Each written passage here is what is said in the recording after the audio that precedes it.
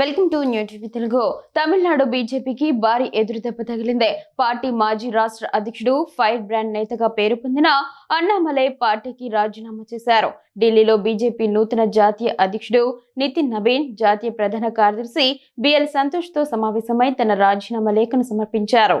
మాజీ ఐపీఎస్ అధికారి అయిన అన్నామలై 2020లో బీజేపీలో చేరి అనతి కాలంలోనే రాష్ట్రంలో కీలక నేతగా ఎదిగారు. అయితే పార్టీలో తనకు సరైన అవకాశాలు లభించడం లేదని, ముఖ్యంగా 2026 తమిళనాడు అసెంబ్లీ ఎన్నికల నేపథ్యంలో అన్నాడీఎంకేతో బీజేపీ పొత్తు పెట్టుకోవడంపై ఆయన తీవ్ర అసంతృప్తితో ఉన్నట్లు తెలుస్తోంది.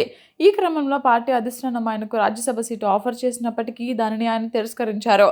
ఇటీవల జరిగిన ఎన్నికల్లో నటుడు విజయ్ నేతృత్వంలోని తమిళగ వెట్రికళగం 108 స్థానాలతో గెలిచి ప్రభుత్వాన్ని ఏర్పాటు చేయగా బీజేపీ కూటమి పరిమిత స్థానాలకే పరిమితమైపోయింది. ఈ ఫలితాల తర్వాత పార్టీ నాయకత్వంతో ఆయనకు విభేదాలు పెరిగాయి. రాజీనామా అనంతరం అన్నామలై వెంటనే కొత్త పార్టీ పెట్టే ఆలోచనలో లేరని, జాతీయవాద భావజాలంతో తొలుత ఒక ప్రజా ఉద్యమాన్ని ప్రారంభించి భవిష్యత్తులో దానిని రాజకీయ పార్టీగా మార్చే అవకాశం ఉందని ఊహాగానాలు వినిపిస్తున్నాయి.